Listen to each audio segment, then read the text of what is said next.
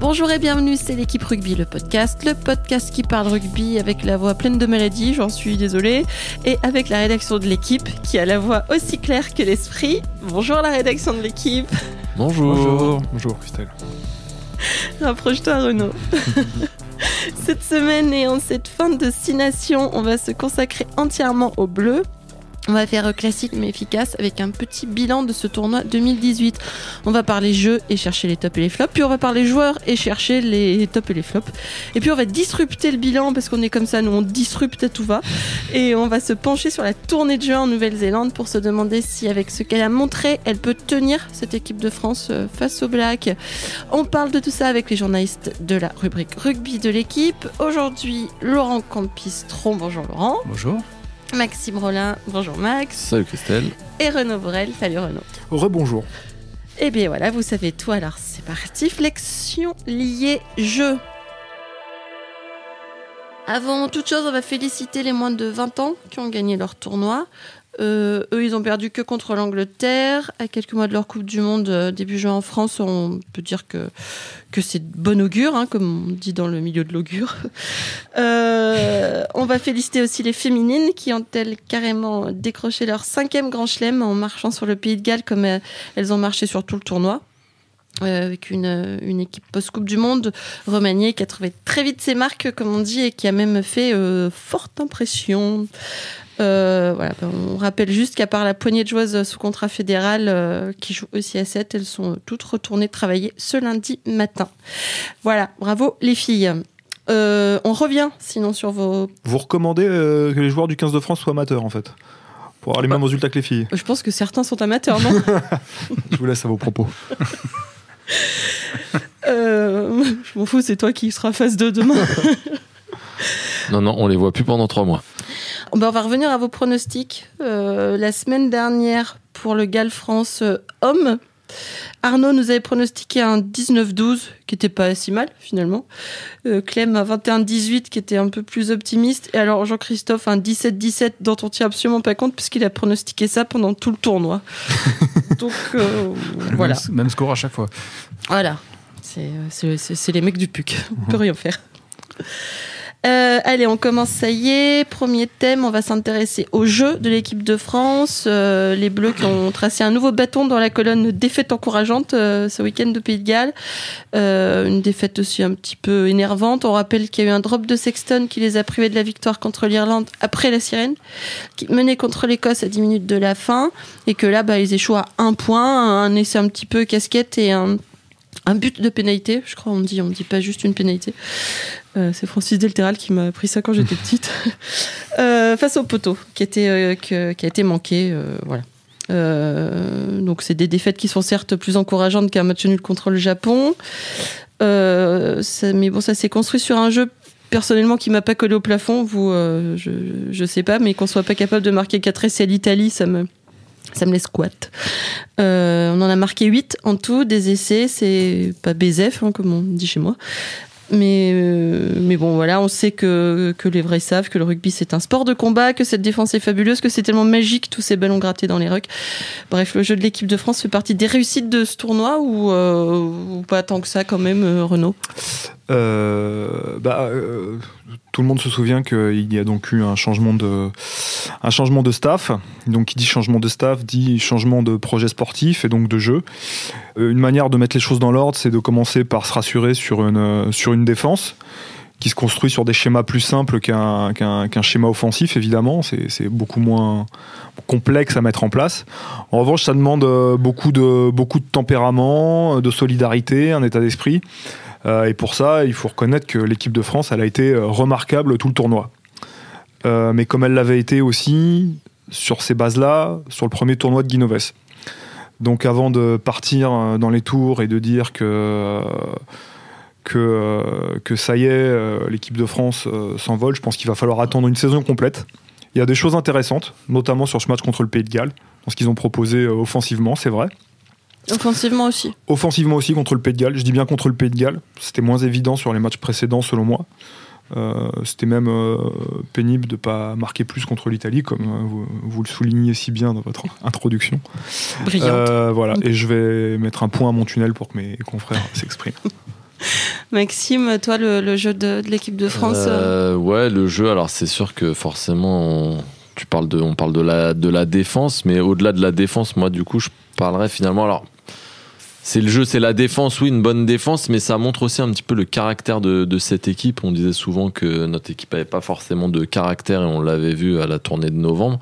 Là, en fait, avec cette bonne défense, moi je dis qu'elle a aussi montré une forme de caractère, et notamment au Pays de Galles où après la victoire contre l'Angleterre, on aurait pu penser qu'elle puisse exploser au Pays de Galles dans un contexte particulier, toit fermé, une grosse ambiance, des Gallois qui avaient quand même une deuxième place à jouer aussi, enfin voilà, un gros contexte. Et cette grosse défense, et le fait qu'ils explosent pas malgré la cagade sur le premier essai, malgré pas mal de choses, ça prouve que cette équipe a du caractère et il faut le souligner au-delà de la défense. Voilà, moi je voulais souligner ça, la défense, mais aussi le caractère. Après, offensivement, oui, on n'a pas vu grand-chose. Peut-être contre l'Écosse, on a vu quelques petites choses encourageantes. Après, c'est toujours pareil. Il faut du temps aussi à cette équipe.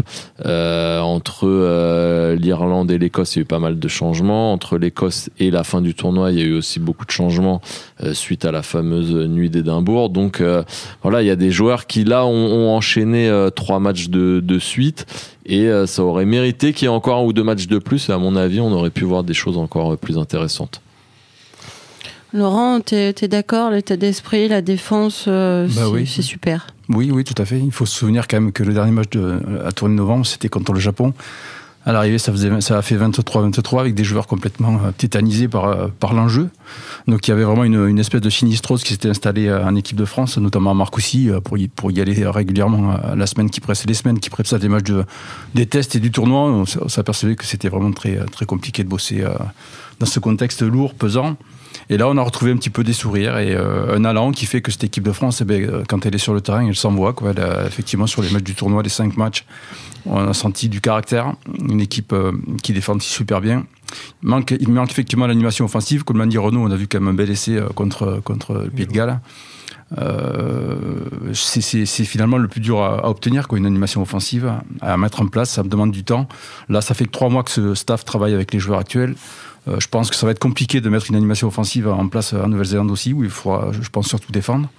Mais après, on va attendre un petit peu mieux à ce niveau-là de la tournée de novembre prochain et sûrement du dernier tournoi avant la Coupe du Monde 2019. Donc il faudra y aller progressivement, étape par étape. Il ne fallait pas s'étonner que ça ne marche pas avec Neves. S'il fallait jouer comme ça, en fait, c'est pas trop sa façon de jouer à Neves. Non, c'est pas trop sa façon de jouer à Neves, mais ce que je veux dire par là, c'est que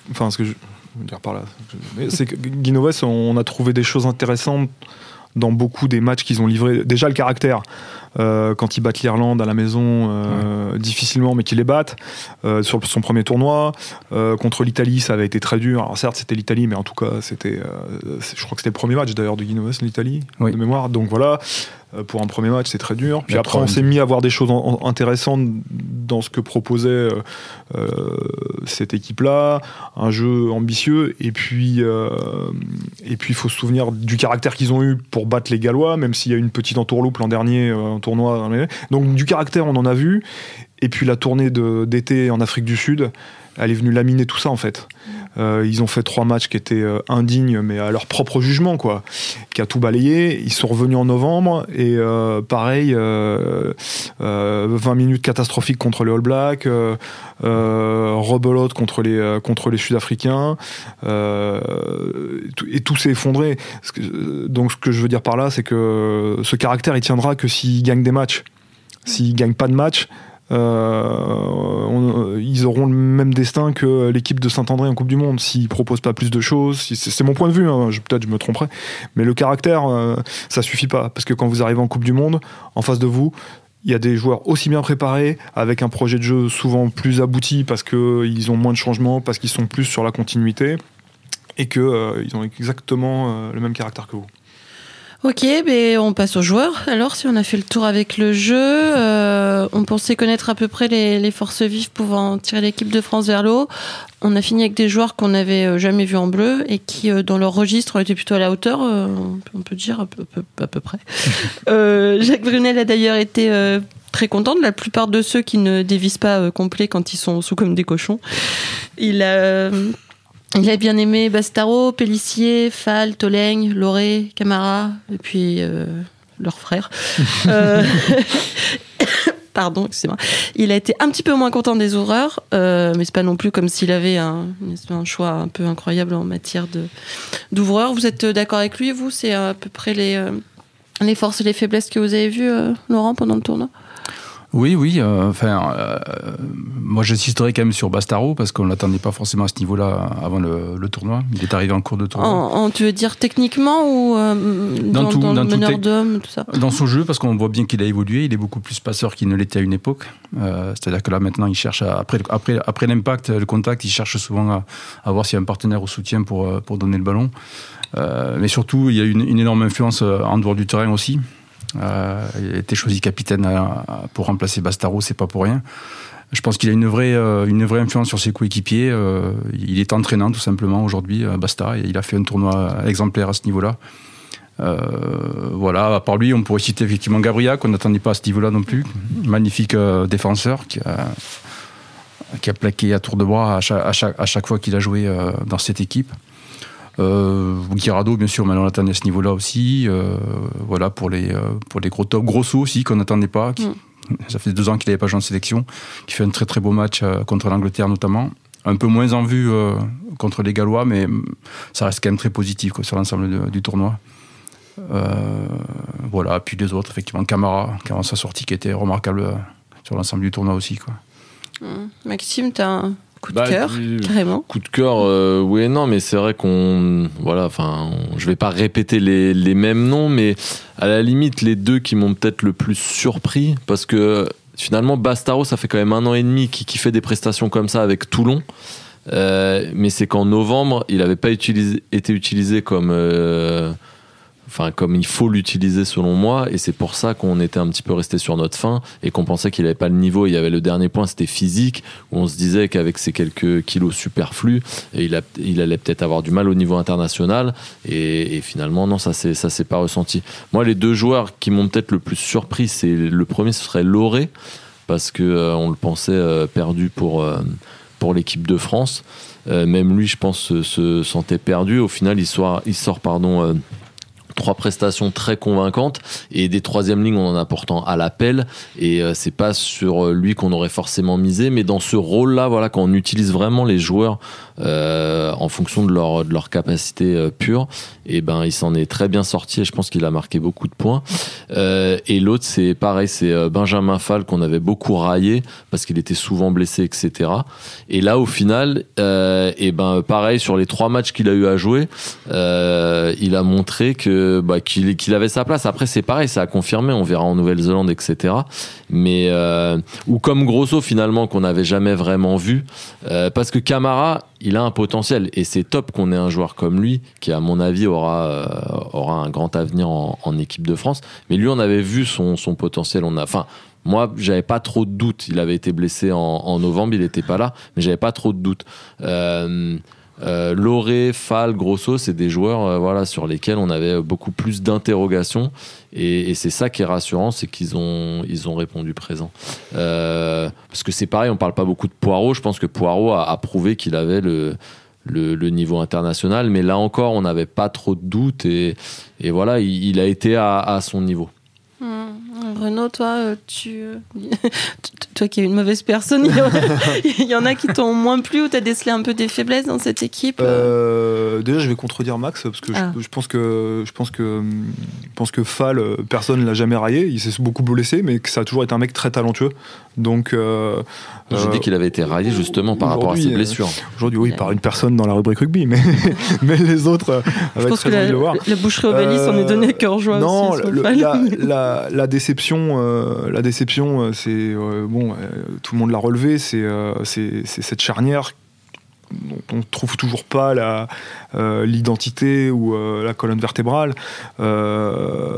François Trinduc, il fait 50 minutes de très bon niveau, et puis tout s'effondre sur une pénalité ratée, une pénale touche ratée, un jeu au pied raté, voilà, et le match se perd pas que là-dessus, parce que sur l'essai qui est encaissé en début de match, le rebond le trompe, mais c'est quand même pas lui qui s'arrête de jouer parce qu'il connaît pas la règle.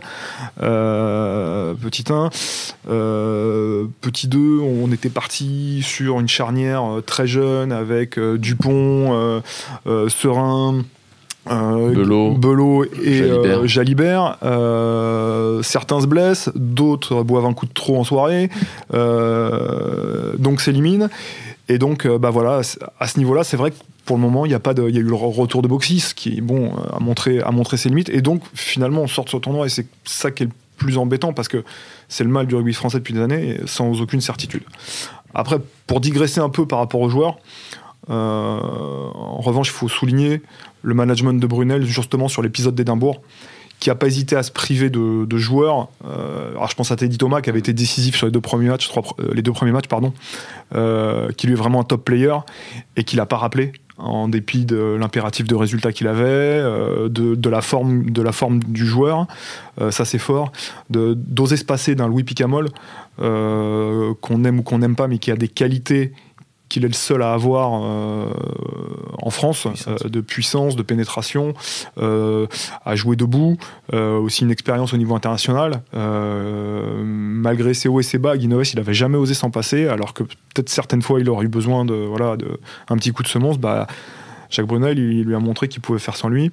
Il a envoyé un message à tout son groupe, et je pense que là-dedans, effectivement, il a forgé un caractère. C'est Sébastien Vahamina qui disait dans nos colonnes, il y a eu l'équipe avant Édimbourg et il y en a une équipe après.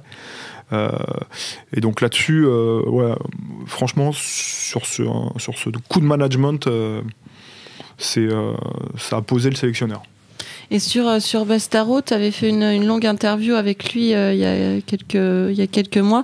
Tu avais senti, toi, que le mec c'était l'album de la maturité, comme on dit? Non, ce qui était très intéressant dans l'entretien, c'était quand on lui demandait où il en était par rapport à l'équipe de France. Il le disait très calmement, mais en même temps avec beaucoup de conviction. Il dit mais comment est-ce qu'on peut douter que j'ai plus envie d'y aller, quoi? Il dit comment est-ce que il me dit, alors c'est marrant, avec tout placide, il disait mais ça m'énerve qu'on puisse en douter, et c'était vrai. Mais le premier à l'avoir mis capitaine, c'est Galtier à Toulon, et ça l'a transfiguré dès l'été en fait. Il a été capitaine. On met capitaine quand ils ont fait une tournée en Argentine. Et ça l'a mis dans une posture, ça l'a valorisé, ça lui a fait comprendre qu'il était plus qu'un joueur de devoir et qu'un bon coéquipier, qui pouvait apporter autre chose. Ça l'a transfiguré à Toulon, et ce qui est fort, c'est que ça lui a fait le même effet en équipe de France. On a fait le tour sur les joueurs, pas de coup de cœur, pas cœur spécial. Vous avez fait le tour? Il reste l'interrogation Slimani quand même à droite, peut-être si on parlait de flop, il y a toujours cette interrogation, quoi, qui va planer. C'est dommage parce que qu'il soit beaucoup pénalisé.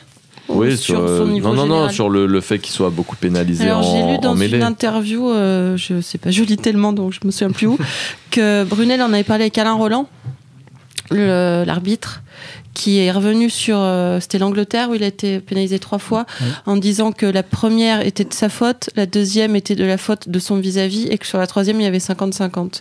Donc Brunel, donc voilà, du coup on sait pas trop, et c'est un peu dommage parce que on aurait pu vraiment installer une première ligne avec Poirot, Guirado, Slimani, et du coup avec cette interrogation Slimani, on reste un petit peu dans le flou, et c'est dommage parce que si on avait pu installer cette première ligne, ça aurait été pas mal, ça aurait été déjà un chantier peut-être de moins.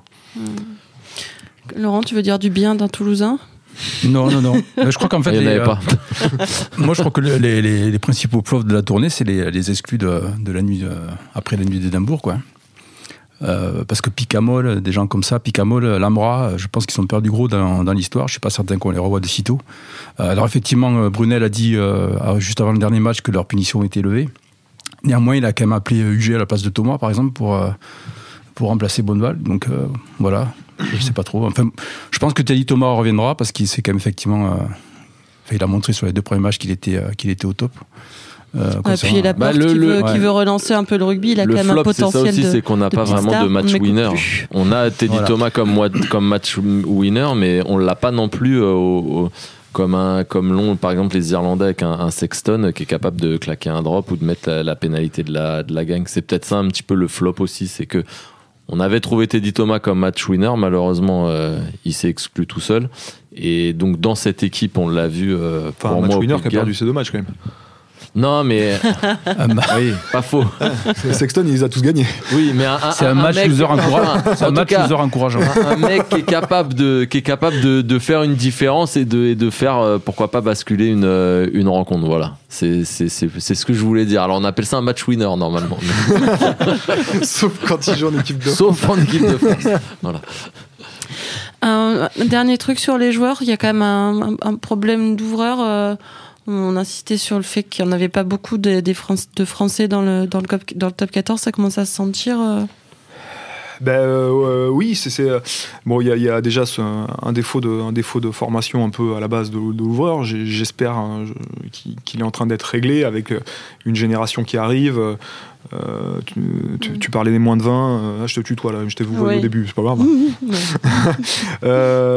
Donc il y a Ntamak là qui est l'ouvreur des moins de 20. C'est notre ancien confrère Henri Bru qui disait souvent que tant que les moins de 20 n'auront pas des très bons résultats, les équipes de France qui succéderont, il n'y a pas de raison qu'elles décollent. Voilà, les Anglais sont souvent en finale de la Coupe du Monde des moins de 20, les All Blacks sont multititrés, même les Irlandais sont arrivés en finale plusieurs fois. Enfin, voilà. C'est dire. Non, donc là, il y a une jeune génération d'ouvreurs. Belot, il a fait sa bêtise, mais il a l'air d'être de ceux-là. Jalibert est un très bon joueur, qui est très jeune, mais un très bon joueur. Il y en a un autre à Toulon, Carbonel, je crois, dont on parle beaucoup, qui semble avoir toutes les qualités. Le problème, c'est qu'on en a eu souvent des ouvreurs comme ça qui avaient soi-disant toutes les qualités. On a parlé de Plisson et d'autres dont j'oublie les noms, et puis au final... Ils n'ont pas transformé, voilà. J'ose dire. Non, mais c'est demi-mêlée déjà. Non, mais il y a ce problème, il y a effectivement ce problème-là qui se posera peut-être moins maintenant, parce qu'il y a déjà une abondance de demi-mêlée, mais il y a beaucoup d'ouvreurs qui sont barrés par des grands ouvreurs internationaux qui débarquent en top 14. Donc là, c'est vrai que c'est embêtant. Quand ça empêche l'éclosion d'un jeune Français, le recrutement d'un gros ouvreur. Voilà, donc comment ça va se passer pour Carbonel quand il va prendre un peu d'épaisseur, sachant qu'il y a déjà Trinduc et Belot chez lui. Jalibert, il est blessé, et quand il va revenir, est-ce qu'il ne sera pas barré par un étranger c'est là-dessus qu'il faut être attentif. Très bien, on passe au dernier sujet, à la montagne qui s'avance de l'autre côté du globe. Dans 2 mois et demi, les Bleus vont disputer 3 matchs contre les All Blacks, 9, 16 et 23 juin, notez. Alors parce que le rugby, on va encore pouvoir nous resservir la phrase la plus entendue du monde, après le coup des 3 points peut-être, le manque de repères communs, parce que grand classique, le premier match de la tournée d'été se jouera sans les finalistes du top 14. La finale, elle se déroule le 2 juin. Le premier match sera 9, donc il faudra faire sans eux. Il faudra faire aussi sans les blessés, qui manqueront pas de s'accumuler si la phase finale est la même boucherie que celle de l'année dernière où il y a eu plus de commotion que d'essais. Messieurs, en prenant ça en compte, en vue du dernier tournoi aussi, il faut s'attendre quoi à cette tournée néo-zélandaise Si par exemple la finale c'est Montpellier-Toulouse, ça posera pas beaucoup de problèmes puisqu'il doit y avoir un Toulousain et un Montpelliérain en équipe de France. Bon voilà. Maintenant, si c'est Racing où il y a 9 internationaux français qui est en finale, oui là du coup ça peut poser problème. Ce qui est sûr, c'est que là, Jacques Brunel, alors c'est facile à dire comme ça à 3 mois de l'événement et puis en regardant de loin, mais il a une vraie opportunité pour cette équipe de France de poser un résultat fondateur. Je m'explique. Si vous gagnez au moins une fois en Nouvelle-Zélande, derrière, vous constituez un noyau de confiance sur lequel il pourra travailler jusqu'à la Coupe du Monde ça c'est certain. Oh les gars, on a battu la Nouvelle-Zélande en Nouvelle-Zélande. Alors, le contexte n'est pas simple. Effectivement, ils vont y aller potentiellement sans les finalistes. Et si ça tourne mal, par contre, ils peuvent y être avec beaucoup de joueurs importants. Voilà, si c'est Montpellier-Toulouse, il n'y en a pas beaucoup. Mais si c'est d'autres équipes, si c'est Racing, si Racing Clermont réussit déjà, un truc incroyable, voilà. on se qualifie, voilà, là tu perds du monde. Et il y aura les Clermontois déjà. Tu es viré, sors. Non, mais donc, ce serait vraiment, pour le coup, encore mieux que cette Angleterre qui était un peu en difficulté cette année. Si vous remportez un succès là-bas, vous pouvez construire derrière jusqu'à la Coupe du Monde avec quelque chose de significatif. Marc Lévremont avait gagné là-bas. Philippe Saint-André aurait dû gagner le premier test en 2013 là-bas, et ça lui échappe de peu, et c'est quelque chose qui lui a manqué, je pense, ce résultat contre cette nation incroyable. Puis pour les joueurs, ça a une telle valeur que derrière, vous pouvez construire beaucoup de choses. Malheureusement, il n'y aura pas les finalistes. Malheureusement, ils iront faire encore un tour en Nouvelle-Calédonie avant pour faire de la politique à la place des politiques. Mais on a vu comment ça leur a réussi en Afrique du Sud l'an dernier. Ils étaient combien à être rentrés malades là, de Mayotte ? Je me souviens plus. Je sais plus. Donc voilà, donc ce serait bien qu'ils arrivent à 12 malades en Nouvelle-Zélande, ça facilite les choses. Non, plus sérieusement, donc bon, voilà, il y a tous ces trucs-là, mais si le staff de Jacques Brunel arrive à mettre en place une sorte de commando qui arrive à réussir un exploit, vous gagnez le premier match en Nouvelle-Zélande, derrière, tout est possible sur le reste de la tournée. Là, effectivement, on pourra se dire, bon, il se passe quelque chose dans l'équipe de France. Et ça, c'est un vrai enjeu. Ouais. Non, mais le seul risque, en fait, ce serait de prendre 3 branlées comme on se l'imaginait si on avait réussi un mauvais tournoi. Voilà, pour moi, c'est le seul risque. Si on prend 3 branlées, ça peut remettre un petit peu à mal ce qui s'est passé pendant le tournoi, parce que malgré la 4e place, malgré les 3 défaites et seulement 2 victoires, il y a le petit début de quelque chose, voilà. Et si on prend 3 branlées en Nouvelle-Zélande... Est-ce que tu pourrais répéter branlée encore une fois, parce que c'est quand même très sympa voilà. comme mot. 3 roustes.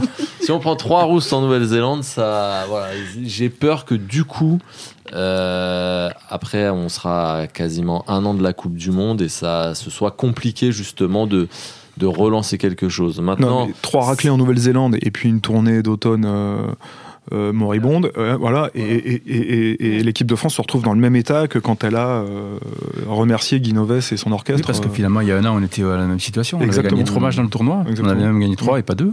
D'ailleurs, on se disait, on gagne une fois ou 2 en Afrique du Sud et ça part sur une dynamique. Et en Angleterre, ça doit gagner aussi. On va par là. Mais après, même si on fait 3 défaites en Nouvelle-Zélande, il faudra un petit peu voir le contexte. Avec 3 défaites, je suis pas sûr qu'on reparte totalement de zéro. Max, ils font une tournée entre guillemets honorable en 2013 où ils perdent 3 fois, ils doivent gagner le premier, le deuxième ils rivalisent, bon, le troisième ils explosent et ils prennent 65 points ou 64 points en quart de finale. Donc oui, mais on retombera peut-être pas contre les Néo-Zélandais en quart de finale. On a l'Angleterre et l'Argentine dans la poule, donc on retombera peut-être même pas en quart de finale. non mais il faut prendre en considération que le premier tour de Coupe du Monde sera sans doute le plus dur que l'équipe de France ait eu à vivre. Ouais, mais ça veut dire que en train de il dire a déjà perdu contre les Tonga. C'est-à-dire que tu es en train de dire que si on gagne pas une fois en Nouvelle-Zélande, on est quasi mort. Je te dis juste moi, j'irai pas jusque là. Je te dis juste qu'une tournée honorable en Nouvelle-Zélande, si c'est 3 défaites, ça aura pas plus de valeur qu'une 3 raclées. Si on allait en tournée en Australie, je dis oui, si on fait 3 défaites, mais là quand même tu joues contre les doubles champions du monde qui sont quasi imbattables. Donc Mais toi, Laurent, tu penses qu'avec ce qu'elle a montré dans ce tournoi, elle peut aller embêter les Blacks On peut vraiment envisager, avec cette équipe qu'on a vu jouer... Je pense qu'elle peut limiter la casse sur 1 ou 2 matchs, en défendant comme elle a fait contre les Anglais, pourquoi pas, oui. Ça peut être un score... elle peut tenir le score jusqu'à aller la 60e peut-être. Honnêtement, je ne la vois pas gagner un match à Nouvelle-Zélande. Mais après, elle peut rivaliser sur une durée donnée.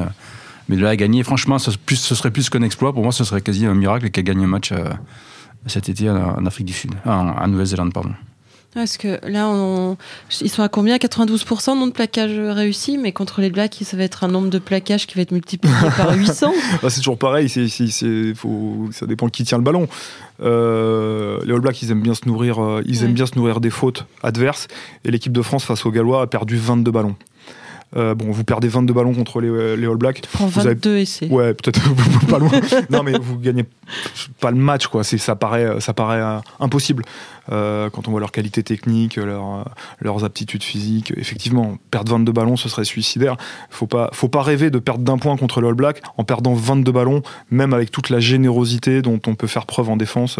Là, ce week-end, c'est 94% de plaquage réussi, je crois. Voilà, 95% contre les Anglais. Mais au moins, ils ont tenu le ballon contre les Gallois. Contre les Anglais, c'est les Anglais qui avaient eu la possession. Renaud, la dernière victoire française dans l'hémisphère sud, 2009. hors Argentine, 2009. 2009, la Nouvelle-Zélande. Ça pose déjà l'étendue du voilà. C'est le travail de management que va avoir Jacques Brunel, c'est aussi de faire comprendre aux joueurs de faire comprendre. Maxime Machenaud, il en parlait assez bien, dire qu'il ne faut pas partir là-bas en se disant oh là là, on est fatigué, c'est le mois de juin, on devrait être en vacances, on n'a aucune chance parce que c'est la fin de saison. Les Lions britanniques s'étaient décomplexés de ça, ils ont fait match nul et victoire, une défaite, un match nul, une victoire, en montrant peut-être la voie sur la façon dont il fallait les jouer d'ailleurs, même si d'un an sur l'autre c'est difficile. Les Anglais avaient gagné 3 fois en Australie. Là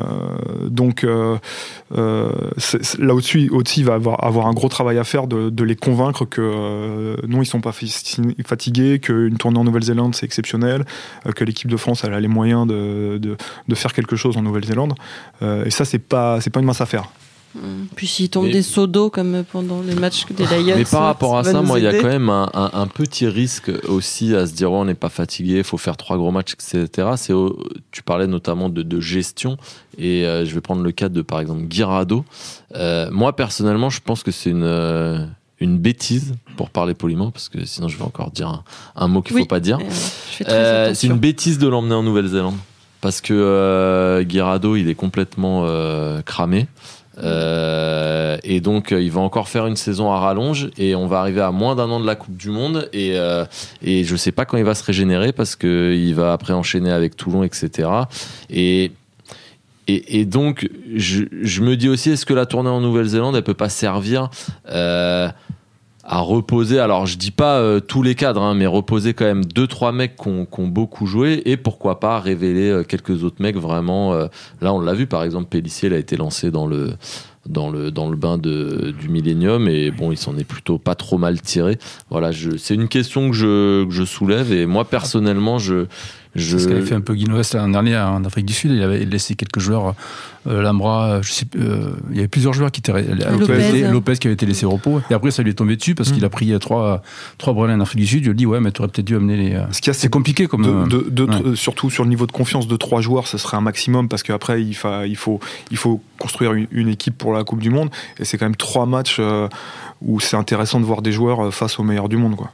Non, mais parce que c'était le capitaine aussi. C'est pour ça que la question c'est vrai peut que se poser. lui, en le laissant se reposer, tu te poses pas de questions sur son niveau face au All Blacks. Tu l'économises, mais faire beaucoup plus que ça, ce serait quand même dangereux pour la cohésion et la continuité de ce qu'ils essaient de mettre en place. Très bien, excellent point final dans ta voix, Renaud. Métier. C'était l'équipe rugby, le podcast, une émission de la rédaction de l'équipe. Aujourd'hui, j'étais avec Laurent Campistron, Maxime Rollin et Renaud Bourrel. Merci à Sébastien Salis à la technique. Retrouvez-nous tous les lundis sur l'équipe.fr, Apple Podcast, SoundCloud. N'hésitez pas à réagir, laissez-nous des commentaires. À la semaine prochaine.